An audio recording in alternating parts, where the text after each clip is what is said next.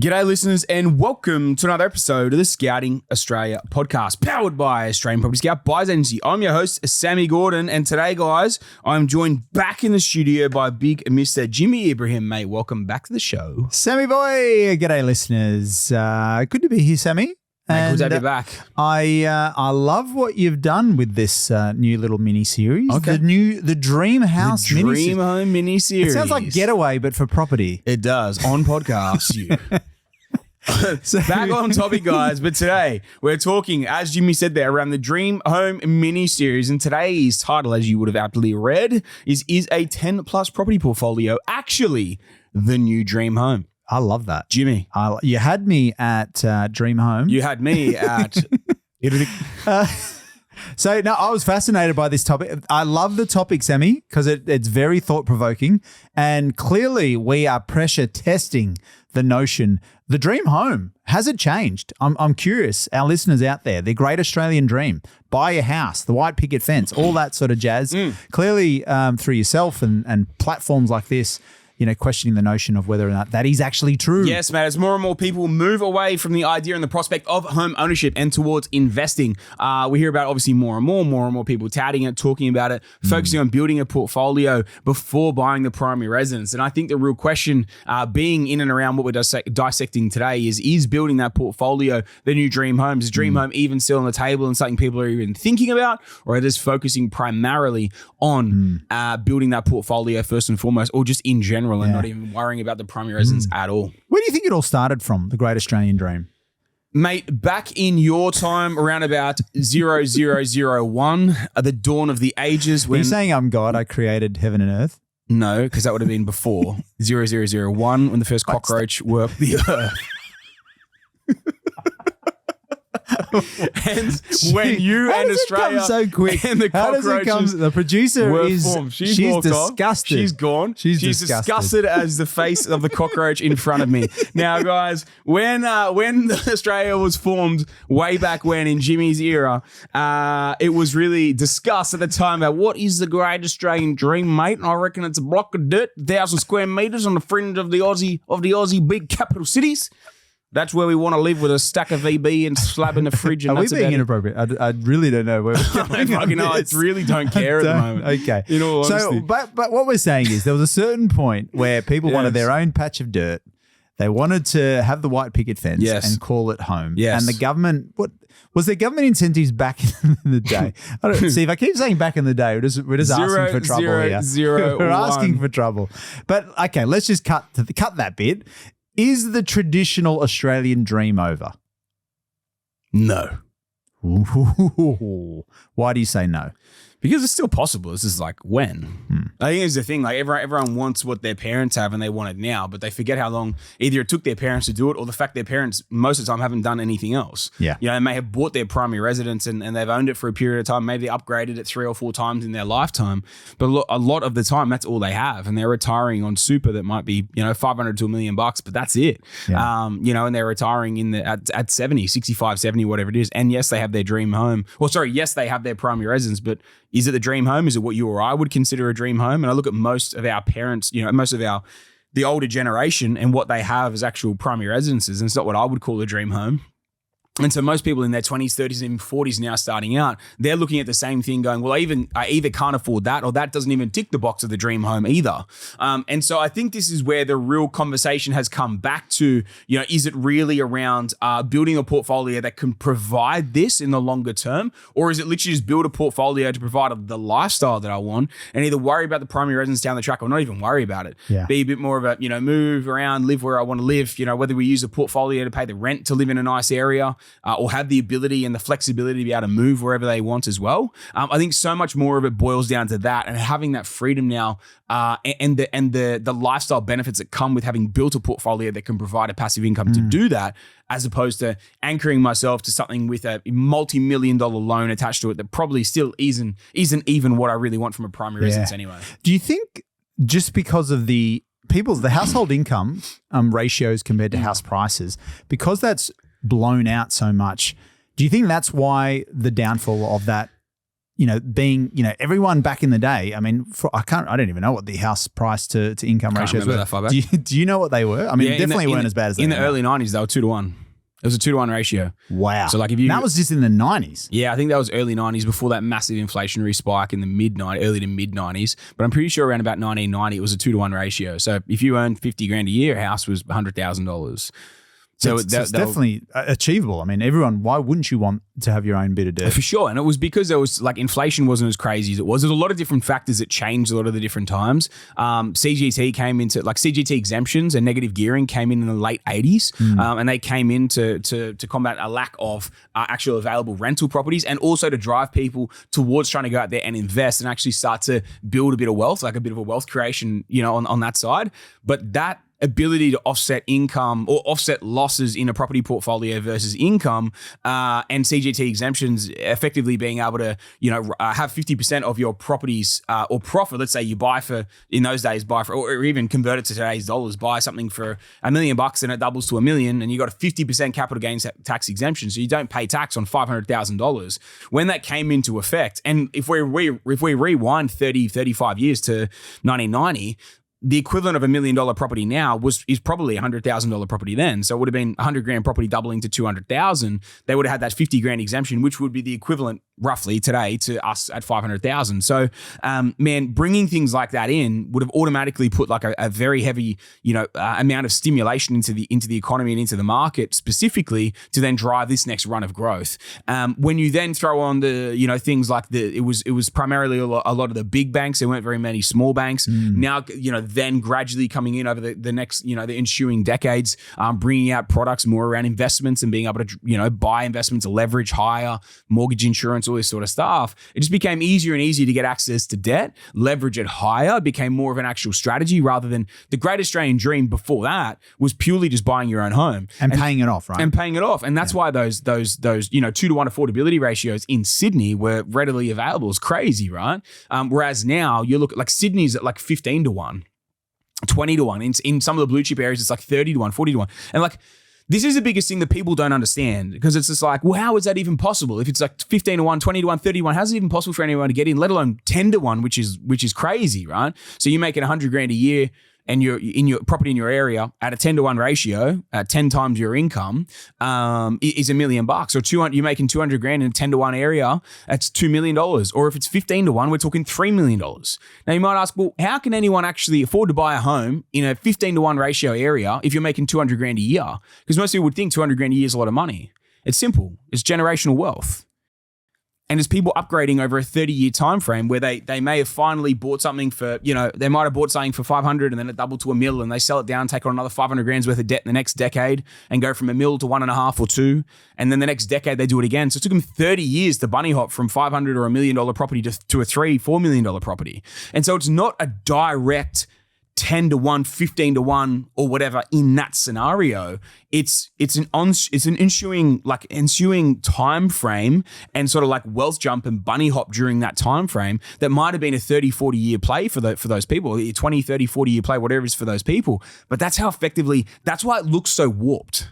Right. But the simple fact is like that $3 million property is probably only $1,500 a week to rent, which is still a lot of money. $1,500 a week is a lot to rent, $1,200 to $1,500. But for the average person making $200,000 a year, $1,200 to $1,500 is $60,000 to $75,000 a year. So a householder might have a combined income of $300 or a single income at $200. That's $60,000 to $75,000 a year. And yes, that's pre-tax. Obviously, after tax, we're talking, $150, $160, whatever it is. That's manageable to still live in that area where you really want to live. And so that's where it makes a lot of sense where like you may not be able to afford to actually buy in the area where you really want to live, but you can afford to rent there and then invest that surplus capital and surplus serviceability into other areas that make more sense from an investment perspective and then build your wealth up there to then bring back a chunk deposit to buy something like that $3 million primary residence. Yeah. And that's where it's just like, if you look at the direct, okay, well, and even in that scenario, if I'm making $200,000 a year or a household combined at $300, but I'm renting for $1,500, so we're talking $75,000, $76,000 a year, whatever, $78,000 a year, whatever it is, to rent that property. It's like, well, how do I ever even save the $600,000 deposit to do a 20% deposit on that $3 million property, let alone the stamps on top, which is probably another $150. Well, how do I do that? Well, it's not a question of that. It's rent there, invest somewhere else, and then bring it back when the time's right. And don't bring back 600, bring back 1.5, 2 mil. You know what I mean? And that's how I would do it. Yeah. Well, you jump straight into the numbers there, and then the numbers will make sense, right? In terms of if you're comparing the two of them. But it also explains the ratios or the one to whatever ratio in terms of income to house price affordability. And that's where I just don't believe it makes sense in terms of like where has the amount of room for rapid price growth. It's not areas that are already stretched to maximum limits, because that's like a generational time frame of getting into those to be able to afford more and more. And yes, it will happen, but it doesn't have I don't believe it has the propensity or the ability to have such rapid cycles because of areas that are significantly more affordable, where it might be like a 4-to-1 or 5-to-1 or whatever it is at the bottom of a cycle. It can quite easily stretch immediately to a 10-to-1 in a 2-year window like that, because the actual local population can afford to push it there rather than needing to make money somewhere else and bring it back, if that makes sense. Yeah. No, I get you. What about in terms of people who buy their own home, right? They're obviously, they probably can't borrow any more money. So the only strategy of getting ahead is paying down debt. Yes. Right? Whereas if someone did go down to retirement strategy, yes. Yeah. Whereas if someone did go down through in the investing route, then leveraging that equity and the compounding nature of that. Just run us through for people just to understand the difference, obviously, of those two from a numbers perspective. Yeah. How much of a difference it can make. I mean, like if you go and buy something that's a primary residence and then you're just focusing on paying it down, I mean, first and foremost, your serviceability is going to be massively, king hit, because because of the fact that it's a liability, it's not an asset, right? So something is costing you money that's going out every single week. It's a debt that doesn't have an income associated to it. So the banks don't like it. They are less likely to lend to you again because you're carrying this asset. This liability. And so really, like, what you've got to look at is the actual serviceability component of what you can do beyond that. Even if you were to hold that and try and do something else, the biggest issue is most people in that scenario, or at least 50% of the populace in that. So if you've got a partner, he or she is probably going to want to try and pay that primary residence debt off, because it's such a massive, scary thing to be carrying. Let's say it's $1 million, $2 million worth of debt or whatever that has no income associated to it. So most people want to try and pay that off as quickly as possible. It's funny because they have this fear of insecurity of renting somewhere, but then they buy something and then they have this fear of holding such a massive amount of debt, which is right to carry that fear. And so they kind of, it's this in between the two of those things as well, right? But the simple fact is, if you were to then go out instead and take on X same amount of debt, let's say it's $1 million, $2 million, whatever it is, and instead be able to actually go out and invest and buy property, well, the simple fact is, if that property grows, if you buy it in the right mark, you buy it at the right price, or the rest sort of thing. And then if it grows additionally on top of that, you're going to be able to refinance the equity back out, to actually pull deposits back out, to then be able to leverage and continue to build the portfolio. The other beauty of it is you're actually going to have a rental income associated with it. So yes, you will obviously have rent that will be payable and owable. That will be subtracted out of your overall incomes. But I can guarantee you the rent is going to be substantially less than the mortgage repayments, especially at P&I on a current primary residence as well. So you're going to have surplus income left over from that, but then you're also going to have actual rental income coming in from the properties that you buy as well, which is going to enable you to actually be able to leverage, push it further. And when you understand that, and you understand really how to scale a portfolio properly, you also understand why it makes absolutely no sense to buy your primary residence until you can afford what you actually want and you've started building, or you have built the portfolio too. Yeah. When you even look at this title, is a 10 property portfolio the new dream home? It's like so much better than the dream home. When you think about all the numbers that you just mentioned, and the big thing you mentioned there around the security piece, people I think don't really think it through. Sometimes they just think you just buy a house, you get in, and then you're like, okay, what next? And then you're like, oh, shitting yourself because you can't pay it off. You can't pay it down quick enough. You're living paycheck to paycheck. So how secure is that? I mean, we've talked about this previously, the golden handcuffs analogy. Like you think you're actually chained to the mortgage, you think you're free, but it's just a set of golden handcuffs. You stop paying that house, you're gone. Yeah. Whereas if you did build out the portfolio, and all the numbers that you just mentioned make a lot of sense, the flexibility of being able to leverage and get into more deals and then be able to either sell down properties to have a bigger deposit or create passive income to give you the choice of what you choose to do, it's like it almost becomes a no-brainer. Like it is a no-brainer. It's not even the new dream home. It's like this should be the new precedent. Yeah, for sure, man. I mean, this is stuff that is never taught anywhere, right? Like it's or not taught in schools, or not taught at a young age, and like so many people miss it. And it's like we've had so many people that have had these conversations before with other people that try and push them down the avenue of buying a primary residence as if it is the correct path to do. And man, like 99% of the population don't realize this. Like it would be 1 in 100, or maybe at absolute most 5 in 100 people that would understand the component or the strategic piece and why you would invest instead of buying your own home, rentvest instead of buying your own home. Man, the amount of people that we have that literally move home with their parents or move in with mates or whatever they can to minimize costs as much as possible. You don't even need to go full blown rentvesting, right? In terms of actually going out and renting yourself. I throw numbers around all the time, right? 1,000, 1,500, $2,000 a week. If you're single, and especially if you're in your 20s, but even if potentially if you're in your 30s and you're trying to restart and really reboot, could you just move back in with your parents for 6 or 12 months? Like I've done it at different times in my life, and heaps of our clients have done it at different times in their life as well.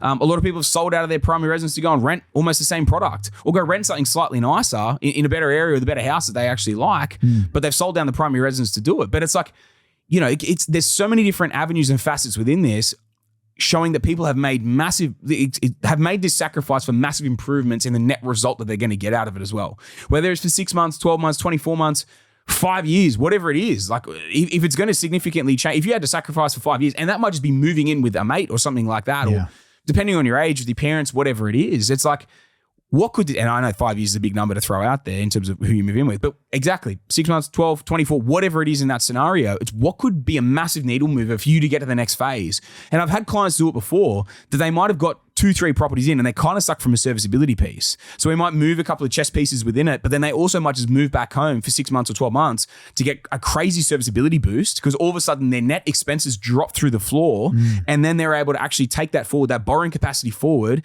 and then send it with it. And then they might just move back again out of that, and it might kill the borrowing for another 1-2 years, but they've picked up another 3 or 4 properties that they can just let run and do its thing. And they just understand, I've got 12 months to sit out of the market and let these things grow, but I can get that lifestyle piece back, for an exchange of 6 or 12 months to build that. Now that might sound like a lot, but if you were able to buy 4 properties at $500,000 and they all doubled in that time frame, well, you might have done six months worth of sacrifice and then earned $2 million. Yeah, that is crazy. Like, that is crazy. Tell me anyone, especially in their 20s, that wouldn't do that. That doesn't make sense for. That doesn't make sense for. Yeah, I think what you're bringing up there, and it's such an interesting point, right? We're all after the same outcome, and that's wealth creation, that's freedom. The mechanism that we're using is property and the strategy, right? So if it means moving back home and your ego takes a hit and you're like, no, I'm not doing that. Well, do you want the outcome? And if that's your only lever that you can pull, why wouldn't you be pulling it? You got to put aside your ego of even saying you own your own home, or like at the end of the day, what is going to actually change your circumstance to give you the strategy and get you to the end outcome, right? And I think people, once you keep that, we talk about rentvesting because when you're comparing rentvesting to potentially owning your own home, it's a number thing. Like, is that cheaper? Is that less of an expense? But if you can move back home, I mean, that is the lowest lying fruit to get the maximum biggest outcome. For a lot of people should seriously be considering that. That can move massive needles, right?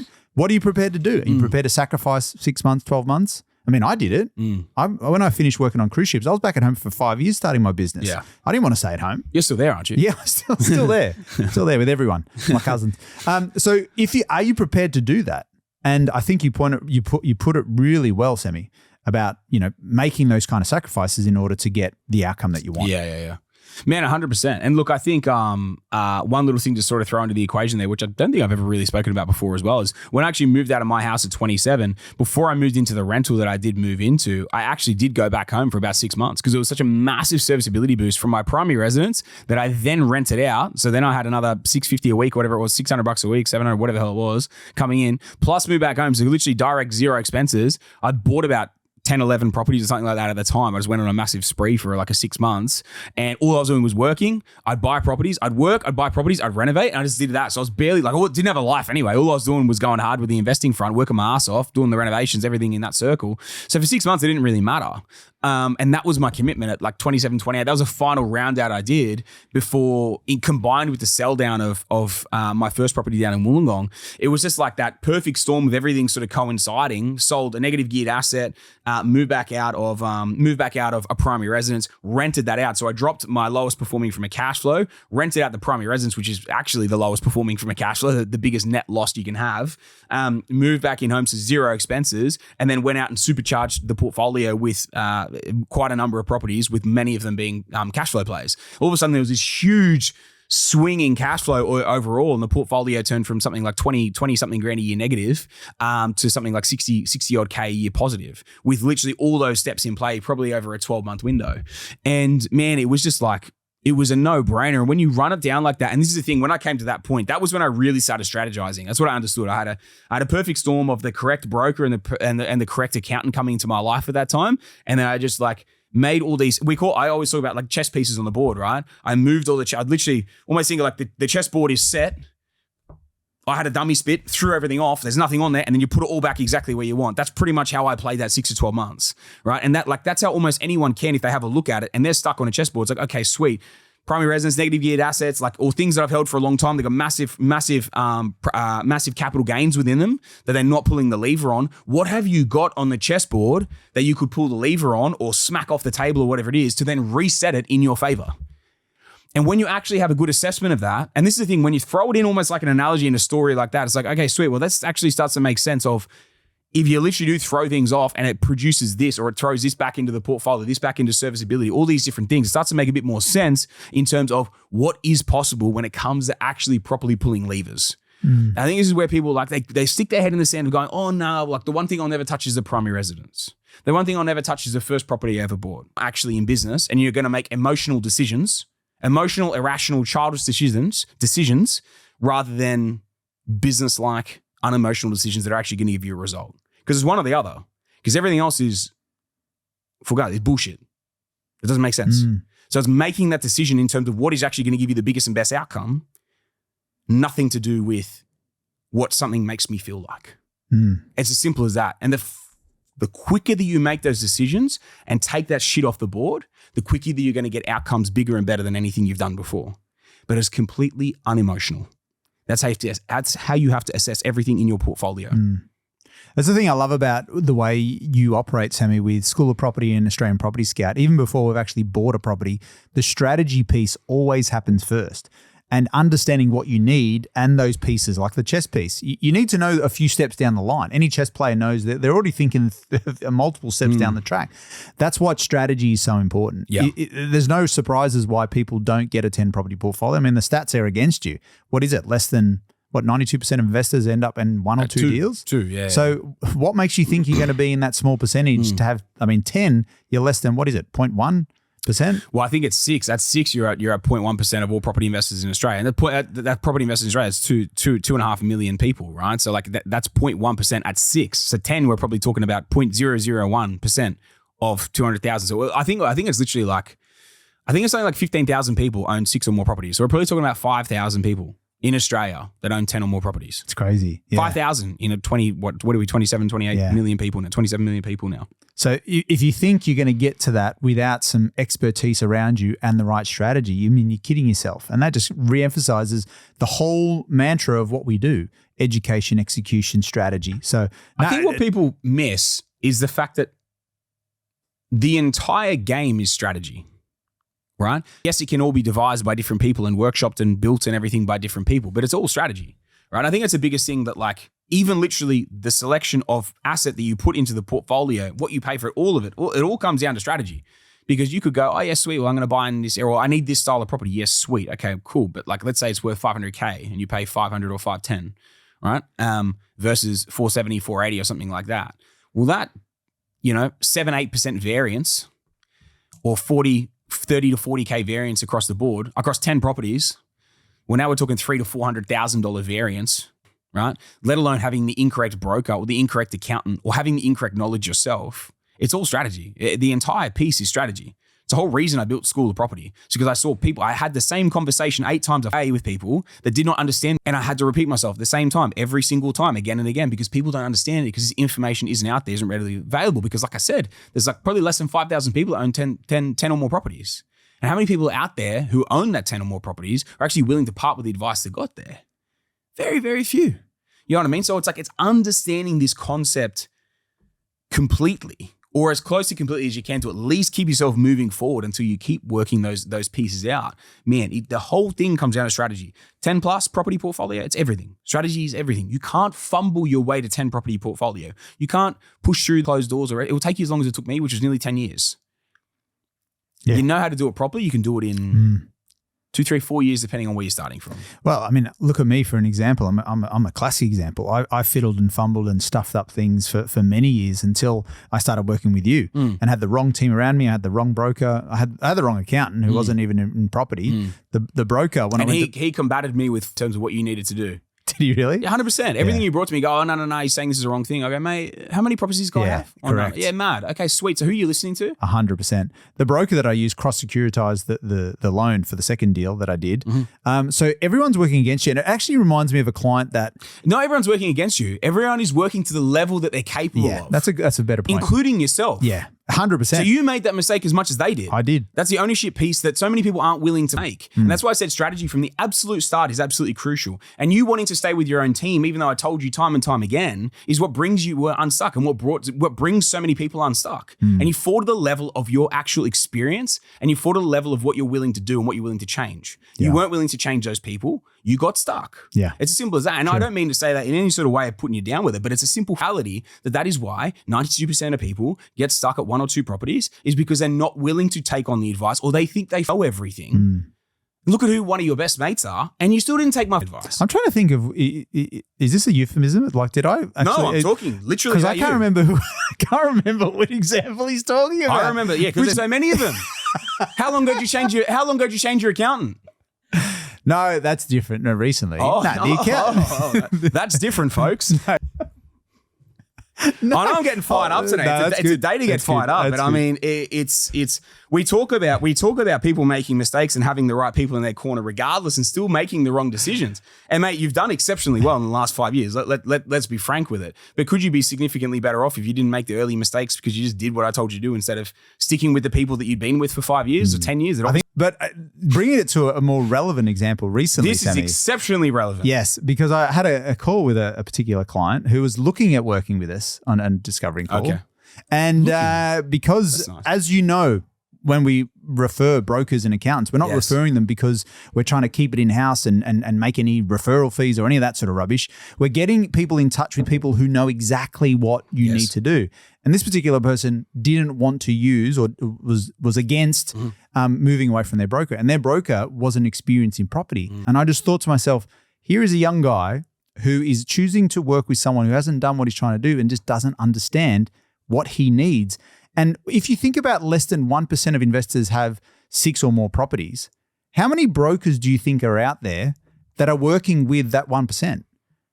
The majority of brokers out there are only used to working with mum and dad investors who are ever buying 1 or 2 properties. So what makes you think that the majority of brokers are going to know how to do this? Like there's such a small, if you think there's a small percentage of investors, there's a much even smaller percentage of brokers who are experienced in this space.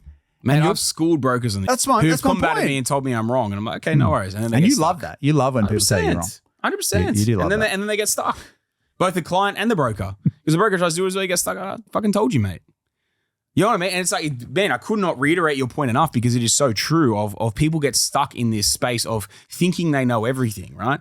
I am probably the most open, I'm the most open to learning and coaching person, one of the most open to learning and coaching people that I probably know, because I'm always looking to see, am I wrong about something? Is there a gap here that I can exploit? That's what you got to remember. You think you know everything, you're going to miss out on so many opportunities. It's not funny. Whereas if you have an open frame of mind to new information about how to improve shit, well, guess what? Then when things come into your sphere that might allow you to improve shit, you might go to another level. And it's all about 1%ers. And the simple reality of like how many things might actually change, might actually be changeable for the knowledge base I already have is probably minute. But the simple fact is when those things do come into the sphere and come into the space, and they are something that I can apply, they're normally something that when I apply a 1% increase on my portfolio or on my business or on the way that I think or whatever, it's normally a pretty massive result. Yeah. So I'm never going to be shut off to it from that end, right? But I find that people who actually are the most inexperienced are almost the ones that are least coachable. They think they know so much more than they do. And I'm like, mate, if you knew that much, like old mate here with the broker, if the broker knew that much or the client knew that much or the potential client, whatever he was, he wouldn't be in the position he is. You know what I mean? There's a reason why they're stuck and why they're where they are. And I don't say that in any sort of way from an arrogant perspective. It's from the learning that I've been through, going through the same thing, not willing to pass my account, not willing to pass up on my broker, and getting stuck for many, many years because of it. Same as you. And so many other people that are listening to this have probably gone through the same thing as well. So it's understanding that that is such a huge component. And we go back, we're going to wipe this in a second, right? And just like wrap this thing up. But it goes back, it circles the whole way back through to the fact that this entire endeavor is a strategic play. And if you fall down on any of the key points from a strategic position, the whole portfolio is fucked. The whole portfolio's growth is stumped. So you have to realize that every single thing needs to align for you to go from an average investor and an average position to a 10 plus property portfolio. You have to get each piece right, or it will take you 10 years like it took me 10 years. And this is one of the things, however many years it was, 7, 8 years, whatever it was. But it's one of these things you have to understand. You have to be coachable. You have to be open to all this stuff changing. And you have to be open that if your person isn't the right fit, or that person you've been working with for years isn't the right fit, it's okay to move on and work with someone else that is. Because at the end of the day, you have to have your best interests at heart. Because ultimately, if you're looking after them, or they're not letting you go, or making you feel guilty to go, well, guess what? They don't have your best interests at heart, because all they're worrying about is the commission they're about to miss out on. But at the end of the day, if they don't have the ability to do it, be bloody selfish and look after yourself, because no one else will. It's as simple as that. Yeah, I love it. Sammy, you nailed it. You nailed it. The fast 30 minutes. I did say. Are we done? Well, is there anything else that you wanted to mention? Because I'm pretty sure we've covered a lot of the key points. Sweet. Man, even to wrap up, a few couple of things. I just had a couple of notes in here. Just to reiterate a few points, because we did kind of run over a few of these. Now, the biggest thing with 10 property portfolio versus a new dream home, a portfolio and what you're looking to build out, it can always be built in on the back end to support the dream home acquisition. But let yourself build a portfolio out first. Feel that wealth build, feel that compounding growth, feel the cash flow, the net cash flow to start to build from that. And then over that time, your idea on a primary residence and a dream primary residence will change in time. And that's completely fine. So focus on that first, build that out, build the portfolio out first, and then you can start to figure out what you want to build in there from a dream home, and then you can actually start to acquire according to that. And it actually won't change your lifestyle because you're already built out a portfolio that's generating passive income. Moving on to that and around the passive income side of things, what I would always look to do is actually build out a passive income from a property portfolio before I look at the dream home acquisition. Because the simple fact, if we go back to the example before of the average person that their parents might live in a $3 to $4 million area, or let's say a $3 million area, but they're only making $200,000 a year. That's a 15x on their income to house price ratio in that area. It is unachievable for you to get there. But what if you could build out a $2 million or a $1 million or a $2 million chunk deposit to be able to go in as a deposit on that home, and then another $100,000 to repay interest repayments? If you build up $100,000 income, $100,000 net passive income in your portfolio and built yourself a $1.5 million chunk deposit, well, guess what? You've got enough for deposit to go into 50% LVR, and now you've got enough passive income to actually cover the mortgage repayments to completely take care of the home. Now, $1.5 million chunk equity and $150,000 per annum net passive, for someone starting out, you could probably do that in about 7 or 8 years, but also like not really, well, depending on your position, how hard you push. And yeah, I'd probably say 7 or 8 years is probably quite achievable with that. And realistically, get to the point and the position that took your parents 30 years to get there in a 7 or 8 year window. And it's set up to literally pay it down. But the interesting thing, and probably the really important thing to note, is by the time you've built that out, your goals are probably going to change to a 5 mil PPOR or a 6 or an 8 mil or something like that. And that's okay, because you've built a passive income that's now going to support. Because if you build $150K net passive, well, guess what? A $6 to $8 million home probably costs in the realm of $3,000 a week to rent. 5 to 6, 8 mil, yeah, probably is probably $3,000 a week to rent, right? $150,000 a year is $3,000 a week. So your portfolio is just going to pay for you to rent in that area while you're building the rest up and figuring out what you actually want to do and how much you want to buy, and keep building that deposit.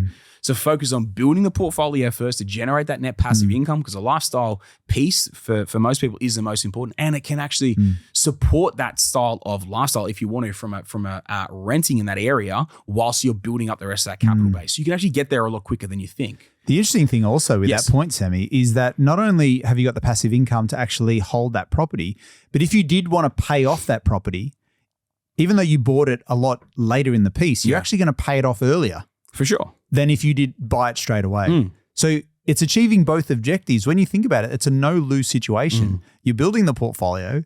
You're actually buying a better dream house, if that's what it is, and you're actually paying it off sooner. Yeah, for sure. So it's like, but and the cool thing is, if you've already built that out, remember we're talking about 1.5 mil worth of chunk equity and 150 grand net. Like, man, 150 grand net. We're not talking about buying the 3 mil primary residence. We're talking about like you could rent $5 to $8 million home. That would cover that amount. So like you could still rent that and live that lifestyle while you were building the rest of it up too, which is probably a lot sooner than a 7-8 year window. Yeah.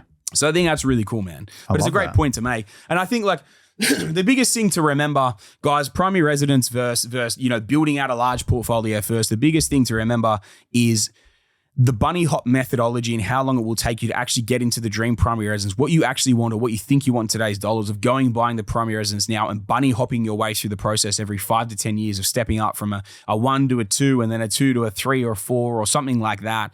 That cost base that you're going to cop on the whole way through, and the actual slow menial task that it's going to be to actually do, and like the time it's going to take to do it as well, without actually building true wealth. Like, yes, you're going to build net equity within it, but what else could you build at the same time if you went out and build your portfolio? That's how you build true generational wealth and actual true like proper lifestyle wealth that's going to give you that sort of lifestyle that you actually want.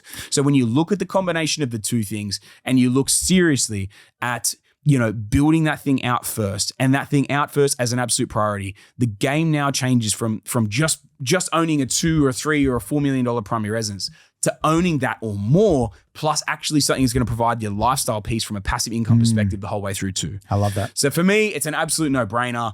Look at the portfolio, and we have seen so many people now building out that portfolio first before they go down the primary residence route. Have a focus and a clear strategy around it. If there's any team members that aren't A team players that we need on the team to get you towards your goal, remember the 3 key, you know, people that we said, and also remember the education piece that you need to go through as well that's going to help you get there.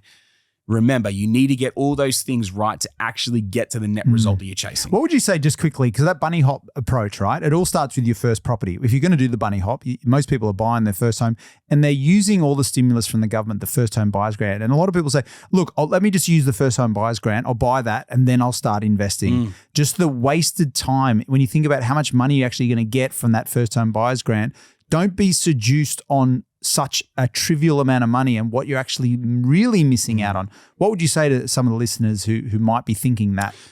Yeah, man, I think the easiest thing to say is you're probably going to lose at least 2 years in the game. You're gonna, if you buy something off the plan and then you've got to settle the land and then you've got to build the property and then you're in it and landscaped and all the rest of it, you're probably out 18 to 24 months at least.